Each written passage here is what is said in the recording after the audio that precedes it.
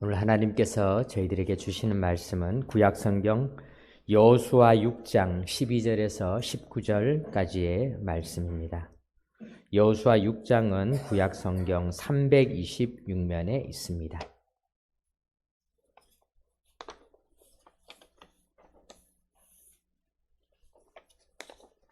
하나님의 말씀을 교독으로 봉독하겠습니다.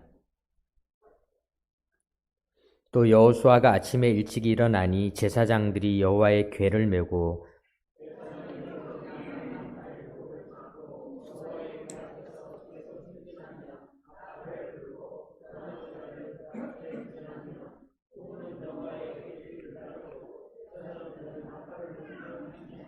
그 둘째 날에도 그 성을 한번 돌고 진영으로 돌아오니라. 엿새 동안을 이같이 행하니라.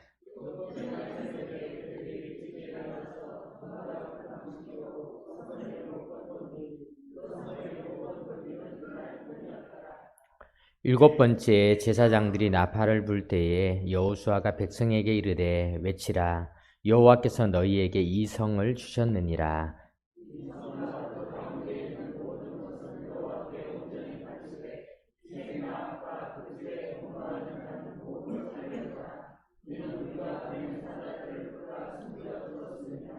너희는 온전히 바치고 그 바친 것 중에서 어떤 것이든지 취하여 너희가 이스라엘 진영으로 바치는 것이 되게 하여 고통을 당하게 되지 아니하도록 오직 너희는 그 바친 물건에 손대지 말라.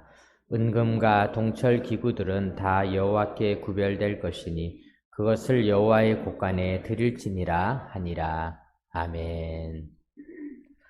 이제 이 시간 조금 아까 장로님께서 이렇게 기도하시면서 지난 당회 때 그리고 또 지난 재직회를 통해서 제가 우리 동문교회에서 이렇게 사역을 허락받고 위임 목사로 이렇게 지내게 된 지 벌써 8년째가 되었습니다. 시간이 얼마나 빨리 갔는지 모릅니다. 보통 목회자들이 이제 7년째가 안식년 해인데 코로나 기간도 있고 여러 가지 여건들이 있어서 또 이렇게 안식년을 가졌지만은 우리가 안식년을 가지기에는 좀 쉬운 일이 아니고 그래서 11월 한 달간 교회에서 제가 다시 재충전하고 이렇게 쉴 수 있는 안식월을 이렇게 허락해 주셨습니다. 그래서 오늘 또 이렇게 이 안식월을 앞두고 이렇게 말씀을 전하려고 하니까 마음이 굉장히 이렇게 좀 한편으로 떨리기도 하고 또 이렇게 몇 주간 우리 부목사님들께서 또 이렇게 여러 목사님들께서 설교를 해 주실 텐데 또 걱정도 되기도 하고 그렇습니다. 아마 하나님께서 또 저에게도 좋은 시간을 또 여러분들에게도 좋은 시간을 주시리라 이렇게 생각을 합니다. 또 우리 동부 시찰이 가게 되는 튀르키예 성지순례는 한 4년 정도 시찰에서 이렇게 준비를 해서 가게 되었는데요. 튀르키예 지역에 이제 이스탄불로 가서 그곳에서 사도 바울이 걸어갔던 여러 여정들을 이렇게 다녀오는 그런 일정이 되겠습니다. 그렇게 해서 성경에 나와 있는 에베소라든가 또 고린도와 같은 그런 지역들을 이렇게 둘러보고 또 라오디게아 지역도 둘러보게 되고요. 이렇게 또 사도 바울이 상륙했던 또 아탈리아 이런 지역들을 둘러보게 되는 여정인데 또 하필이면 지금 이때 중동이 아주 민감한 문제들이 발생을 해서 또 이스라엘과 하마스의 이런 어려운 일들이 생기고 있는데요. 이런 어려운 시기에 또 가는 여정이니만큼 또 안전을 위해서 여러분들이 또 많이 기도해 주시기를 바랍니다. 이 튀르키예는 이슬람 종족으로는 지금 현재 이란을 비롯한 이 헤즈볼라와는 이게 이슬람도 파가 이렇게 크게 두 개가 있습니다. 그 두 개의 파가 있는데요. 시아파라는 좀 작은 파가 있고 수니파라고 하는 좀 큰 그런 종족이 있는데요. 현재 헤즈볼라나 이란 쪽은 시아파라고 하는 그런 좀 작은 이슬람이고 사우디를 비롯한 이쪽 나라들은 좀 큰 그런 인구를 구성하고 있는 이제 수니파라고 하는 이런 종족인데 제가 헷갈렸을 수도 있는데, 그래서 우리가 이 종족적으로는 좀 차이가 있기 때문에 그래도 조금은 안심은 되지만은 그래도 여러분들이 기도를 해 주시기 바랍니다. 오늘은 우리가 이제 여리고 전투에 대해서 함께 말씀을 나누게 되겠습니다. 여리고 성 전투, 이것은 하나의 전투입니다. 그렇지만은 여리고 전투는 하나의 전투가 아닌 이유가, 여리고 전투는 이스라엘이 가나안에 들어갈 수 있느냐 없느냐를 결정하는 너무나 중요한 전투입니다. 첫 단추이지만은요, 이 첫 단추에 실패하면은 다 실패할 것 같은 아주 중요한 전투입니다. 우리가 수능고사를 생각해 볼 수 있죠. 수능을 이제 11월 달에 곧 수능을 우리 보게 되는데, 이 수능고사는 하나의 시험이긴 하지만 하나의 시험이 아니지 않습니까? 이 수능 점수가 어떻게 되느냐에 따라서 3년, 고등학교 3년간의 생활, 또 어떤 사람들은 12년간의 초중고, 12년간의 그 생활에 있어서 정말 중요한 그런 시험인 것과 마찬가지로 여리고 전쟁 역시 마찬가지로 이스라엘에게는 이 첫 전쟁에서 실패하면은 그들이 홍해를 건너고 가나안을 들어가기 위해서 광야에서 40년을 다녔던 그 모든 것들이 허사로 돌아갈 수 있는 너무나 중요한 그런 전투라는 것입니다. 그래서 우리가 오늘 이 여리고 전투를 생각하면서 우리도 이 여리고 전투의 내용들 중에서 이것은 우리 인생에, 우리 성도들의 삶에서는 영적인 전투와 우리가 비교를 해보면서 주시는 그런 영적인 논리들을 우리가 한번 생각해 보도록 하겠습니다. 그래서 오늘은 우리가 6장 전체를 다루게 되는데, 우리가 본문은 뒤쪽을 읽었지만은 우리 6장 1절과 2절 우리 같이 한번 읽어보도록 하겠습니다. 이스라엘 자손들로 말미암아 여리고는 굳게 닫혔고 출입하는 자가 없더라. 여호와께서 여호수아에게 이르시되, 보라, 내가 여리고와 그 왕과 용사들을 내 손에 넘겨 주었으니. 오늘 우리가 먼저 이 주었으니라는 이 단어를 한번 생각해 보겠습니다. 여리고 성을 주었다. 하나님은 아예 이렇게 선포를 하셨습니다. 너에게 대학을 들어가게 해 주었다. 그런데 아직 수능도 시작을 안 했어요. 수능을 시작도 안 했는데 하나님께서 너 대학에 들어가도록 해 주었다. 이렇게 이야기를 했어요. 여리고 전투도 마찬가지죠. 지금은 길갈에서 진을 치고 여리고 성을 바라보니까 여리고 성이 아주 그냥 꽁꽁 방어를 하고 있어요. 기습 공격도 할 수가 없어요. 왜냐하면은 이 사람들이 이미 알았어요. 그래서 방비를 다 하고 굳게 닫혔고 출입하는 자가 하나도 없도록 딱 만들어 놓았어요. 그런데 하나님께서는 말씀하셨습니다. 너에게 주었으니. 참 우리가 이 말씀을 어떻게 받아들여야 할 것인가. 하나님은 주었다라고 선포를 하시는데요. 이것이 우리의 영적인 원리도 마찬가지입니다. 우리는 받았다. 아직 안 받았는데요. 내가 너에게 주었다. 안 받았는데요. 우리가 이렇게 생각을 할 수 있는데요. 그것이 어떤 간격이 있는 것이죠. 하나님은 주셨다고 얘기하고 우리는 아직 안 받았습니다. 그 간격이 무엇인가? 믿음이라고 하는 것은 바로 그 간격을 메꾸는 것입니다. 믿음이라는 것은. 하나님은 안 주셨는데 하나님이 주셨다고 한 것을 우리는 받았다라고 믿는 것. 그것이 믿음이다 라는 것입니다. 믿음이 없으면 이 간격은 여전히 남아 있습니다. 믿음이 없으면 여전히 두려움이 남아 있는 것입니다. 그래서 여호수아는 하나님 앞에 여리고 성에 들어가면서 이 믿음을 가진 사람이었다라는 것을 알 수가 있습니다. 우리 16절 오늘 읽었는데 16절 우리 한번 읽어보겠습니다. 7번째 제사장들이 나팔을 불 때 여호수아가 백성에게 이르되 외치라 여호와께서 너희에게 이 성을 주셨느니라. 자, 여호수아 말도 똑같아요. 하나님 말씀과 똑같아요. 주셨다, 이미 주셨다. 사랑하는 성도 여러분, 우리가 다 믿음을 가지시기 바랍니다. 이 믿음이 뭐냐? 믿음은 하나님께서 이미 주셨다라는 것을 믿는 것이 믿음입니다. 구원도 마찬가지죠. 너희는 이미 천국에 들어갔느니라. 우리 지금 아직 천국에 안 들어가고 지금 너무 힘듭니다. 돈이 없어서 힘들고 몸이 아파서 힘들고 지금 여러 가지 나라가 복잡해서 힘들고 또 여러 가지 관계에 어려움이 있어서 힘듭니다. 그러나 하나님이 주셨다라고 하면은 받은 줄로 믿고 나아가는 것, 그것이 믿음인 줄 믿으시기 바랍니다. 그것을 가지는 게 우리의 신앙생활입니다. 그 간격을 채우는 것이 믿음입니다. 그래서 히브리서 11장 6절에는 믿음이 없이는 하나님을 기쁘시게 할 수 없나니 하나님께 나아가는 자는 반드시 그가 계신 것과 그가 또한 자기를 찾는 자들에게 상 주시는 이심을 믿어야, 상 주시는 이심을 믿어야 할지니라. 그것이 믿음이라고 하는 것입니다. 이런 이야기가 있습니다. 어떤 동네에 불이 났어요. 불이 났는데 아버지가 아이를 셋이나 키우고 있는 아버지였는데 놀래서 아이를 다 깨워가지고 아내와 데리고 애 셋을 다 데리고 아내를 데리고 바깥으로 나왔는데요. 이 막내 아이가 자기 애착 인형을 놓고 온 거예요. 그러니까 그냥 아무 생각 없이 다시 자기 방으로 막 뛰어 올라간 거예요. 아버지가 너무 놀랐어요. 그래서 2층으로 갔는데 이미 불이 조금 커져서 이 불길이 막 번지면서 연기가 가득한데 애는 인형을 가지고 2층 창가에서 막 서서 이제 아버지 막 그때 정신을 차리고 아빠 소리를 지르면서 우는 소리가 들리는 거예요. 아버지가 그 집 앞에서 보니까 창가로 희미하게 아들이 보이고 있습니다. 얘야, 아빠가 밑에 있으니까 빨리 뛰어내려라. 아빠가 받아줄게. 아빠가 안 보여요. 아무것도 안 보여요. 연기 때문에 아무것도 안 보여요. 너는 안 보이지만 나는 보인다. 뛰어내려라. 그래서 아이가 뛰어내렸죠. 자, 여기서 믿음이 있는 것이죠. 아이의 눈에는 안 보였어요. 그렇지만은 아빠는 봤어요.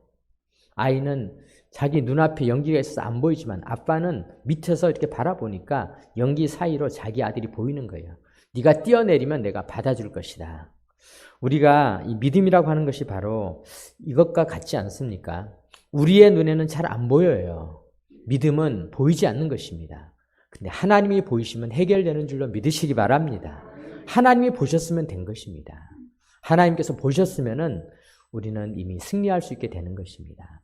하나님께서 여리고가 무너지는 것을 이미 보셨기 때문에 순종만 하기만 하면은 여리고는 다 무너지게 되는 것. 이것이 믿음이라는 것입니다.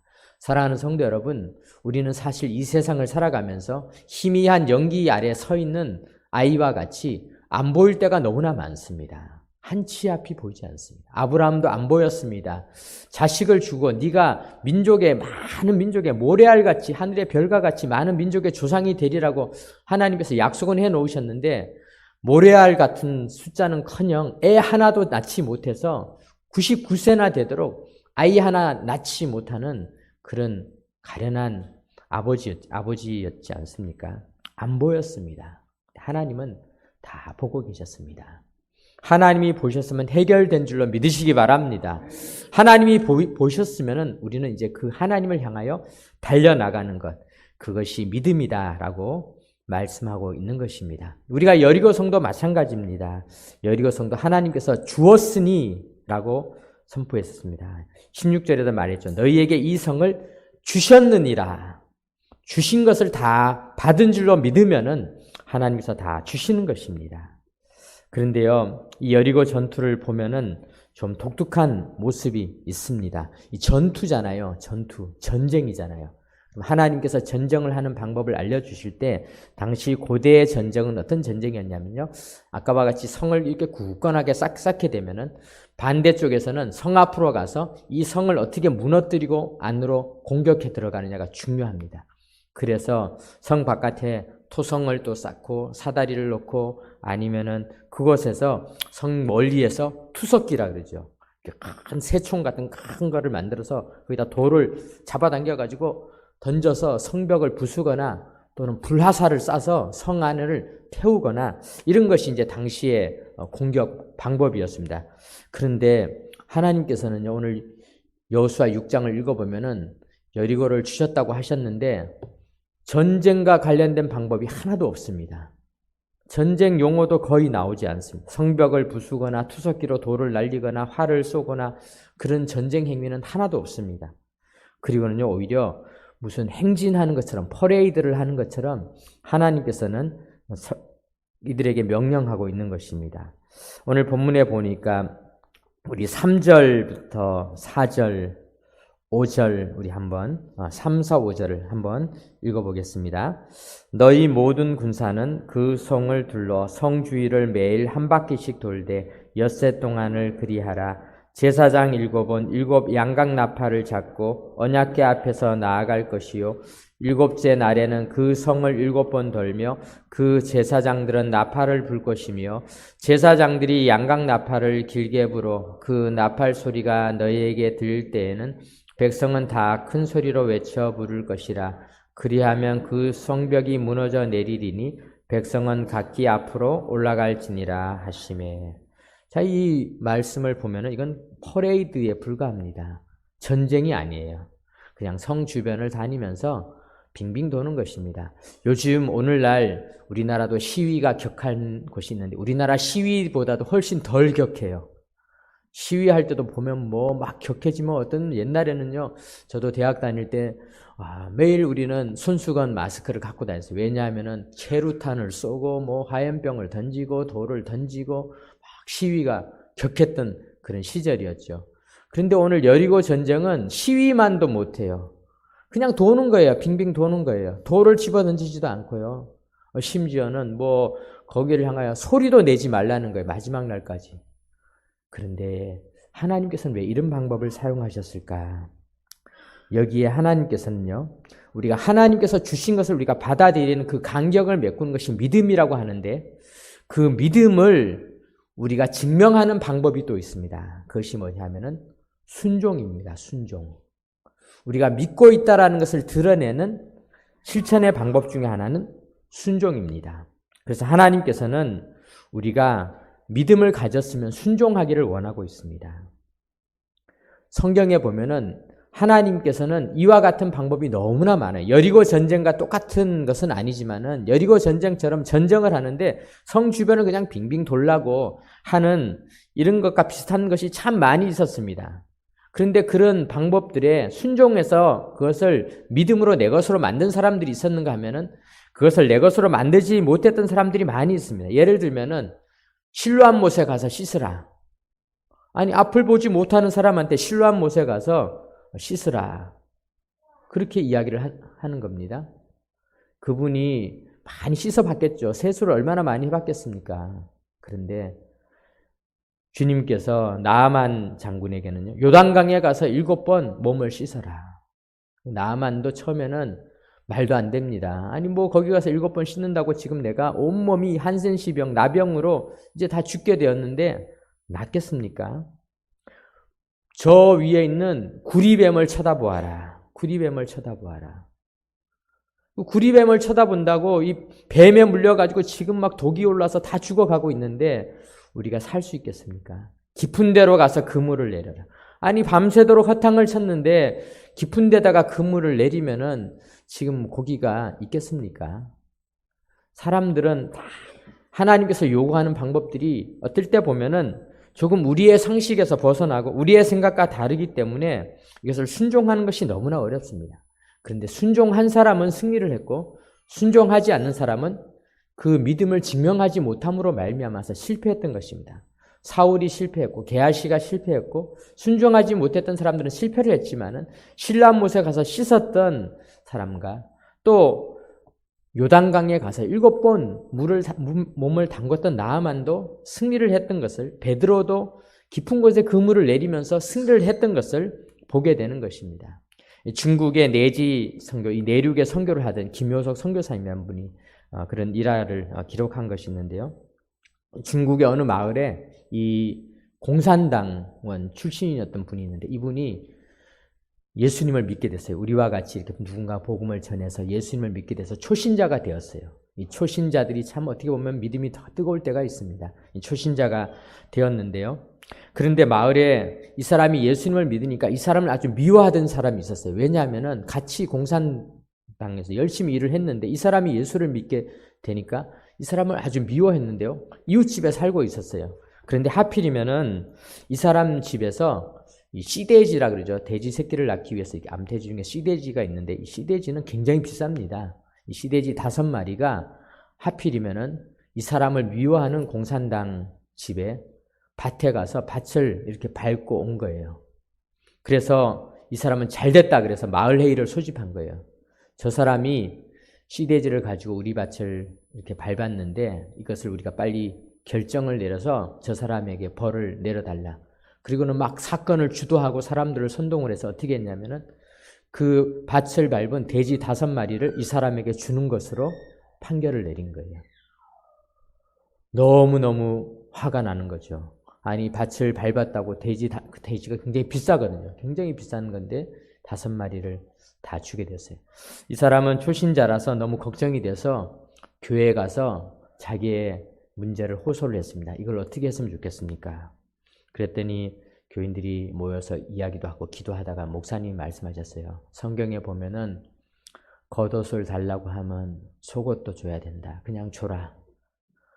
이분이 너무너무 속상했어요. 그런데 믿음이 뜨거웠어요. 초신자였지만 순종했어요. 그래서 그 5마리를 눈물을 머금고 그 이웃 사람에게 주었습니다. 그런데요, 그 시돼지가 옆집에 가서 시돼지가 지금 사실 뱃속에 지금 다 새끼들이 있어갖고 막 새끼도 낳고 해갖고 새끼들이 막 불어나는 걸 보니까 마음이 막 쓰라렸어요. 속상했어요. 그런데 그리고 나서 얼마 세월이 지났는데 이번에는 내 시돼지를 다 가져간 집에 황소 3마리가 마침 딱 맞춰서 우리 밭에 넘어 들어온 거예요. 야, 하나님께서는 진짜 대단하시다. 돼지를 줬더니 소를 주시는구나. 너무너무 감사해가지고 드디어 하나님이 거저 넘어가시는 법이 없구나. 역시 감사합니다. 그리고 마을에 이제 가기 전에 교인들에게 자기 간증을 한 거예요. 제가 돼지를 이렇게 해서 잃어버렸는데 소 3마리가 이제 생기게 생겼습니다. 그랬더니 목사님께서 딱 모여서 성경에 보면 용서해라. 용서해라라고 기록되어져 있다. 용서해라. 너무 충격을 받았어요. 아니, 나는 돼지를 다 잃었는데 이게 어디 있습니까? 그런데요, 그는 믿음이 뜨거웠어요. 순종했어요. 그래서 그 사람에게 소 3마리를 끌고 가서 얘기를 했어요. 제가 사실은 이 소를 이제 내 것이라고 착각을 했는데 제 잘못이었습니다. 용서하라는 말씀을 듣고 나서 당신이 나도 잃어보니까 얼마나 마음이 아팠는데 당신이 이걸 잃으면 얼마나 마음이 아프겠습니까? 소 3마리를 갖다 줬어요. 그것이 순종인 것입니다. 그런데요, 그렇게 했더니 며칠 후 옆집 사람이 찾아왔습니다.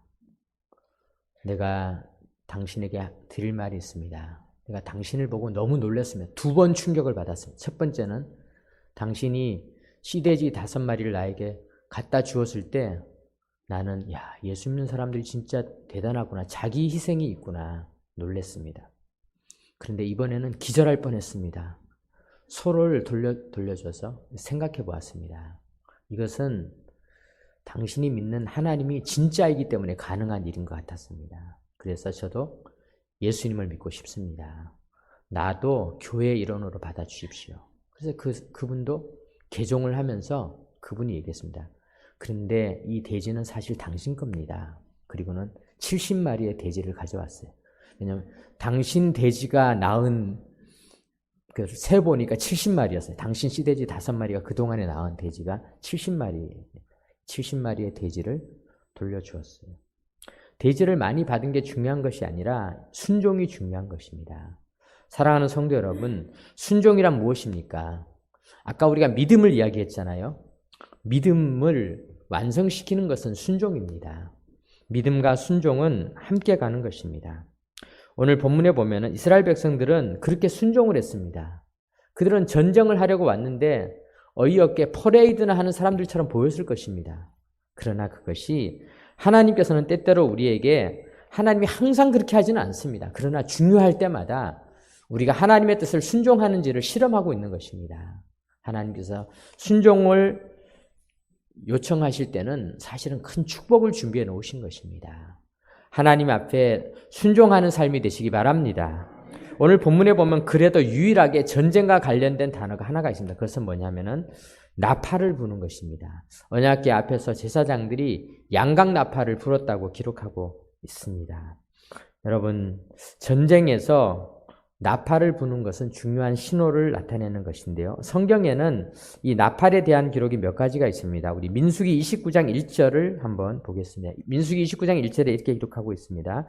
일곱째 달에 이르러는 그 달 추하루에 성회로 모이고 아무 노동도 하지 말라. 이는 너희가 나팔을 불 날이니라.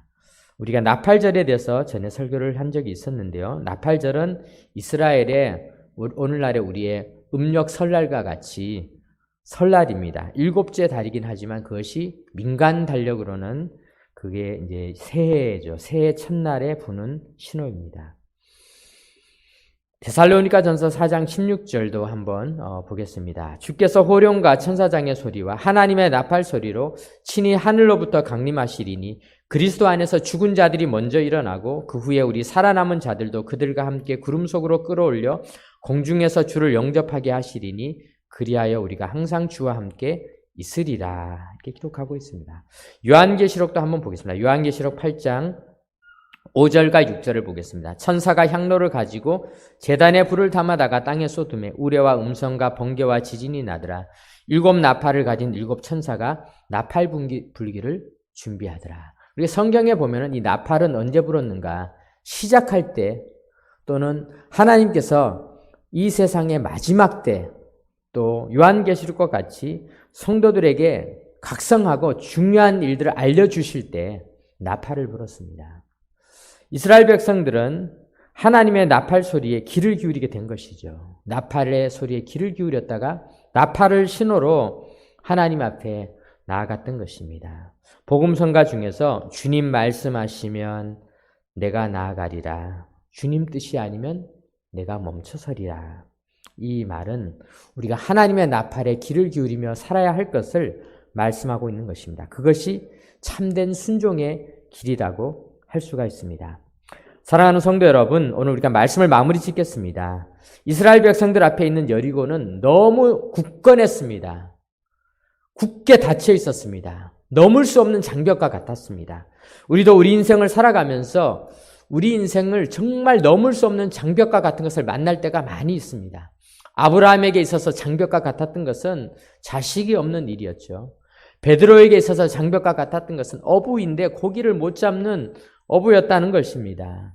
우리에게는 많은 장벽들이 이곳저곳에 놓여 있습니다. 눈을 뜨지 못했던 사람이 있었습니다. 실로암에 가기 전까지는 이 문제를 해결할 수가 없었습니다. 요단강에 들어가기 전까지 나아만은 그는 그의 육신의 질병을 고칠 수가 없었습니다. 수많은 장벽들이 각 사람에게는 다양한 모습으로 있습니다. 그 장벽이 무엇인지는 모르지만요. 사실은 누구나 다 이런 장벽을 갖고 있습니다. 무너지지 않는 여리고와 같은 것을 우리 모두는 안고 살아가고 있습니다. 전혀 열리지 않았던 여리고를 우리가 나아갈 수 있는 길은 하나님께서 주신 말씀을 믿음으로 받아들이는 것입니다. 하나님이 주셨다라는 믿음을 가지시기 바랍니다. 그리고 순종하시기 바랍니다. 그것이 우리가 이 여리고에서 승리하는 길입니다. 우리 복음성가 주님 말씀하시면 내가 나아가리다 라는 찬양을 혹시 우리 반주해 주실 수 있으시면 한번 부르면서 오늘 말씀을 마무리 짓도록 하겠습니다.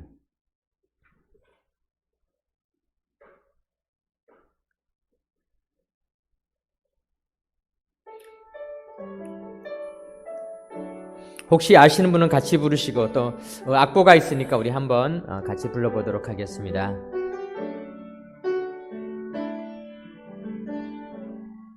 주님 말씀하시면 내가 나가리다. 주님 뜻이 아니면 내가 멈춰서리다. 나의 가고 서는 것 주님 뜻에 있으니 오 주님 나를 이끄소서. 주님 말씀하시면 내가 나가리다. 주님 뜻이 아니면 내가 멈춰서리다. 나의 가고 서는 것 주님 뜻에 있으니 오 주님 나를 이끄소서. 뜻하신 뜻하신 그곳에 나 있기 원합니다. 이끄시는 대로 순종하며 살리니 연약한 내 영혼 통하여 일하소서. 주님 나라와 그 뜻을 위하여 뜻하신 그곳에 나 있기 원합니다. 이끄시는 대로 순종하며 살리니 연약한 내 영혼 통하여 일하소서. 주님 나라와 그 뜻을 위하여. 오 주님 나를 이끄소서. 아멘. 기도드리겠습니다. 하나님 아버지 감사드립니다. 주님 말씀하시면 내가 나아가겠습니다. 주님 뜻이 아니면 내가 멈춰서겠습니다. 순종하겠습니다. 믿음으로 하나님이 주신 것을 이미 주신 줄로 믿고 받아들이며 순종하며 나아가는 하나님의 백성들이 다 되게 하여 주옵소서. 그리하여 우리 앞에 있는 모든 여리고들이 다 무너지고 하나님이 주시는 축복의 땅을 차지하게 하여 주옵소서. 우리 주 예수 그리스도의 이름으로 기도드립니다. 아멘.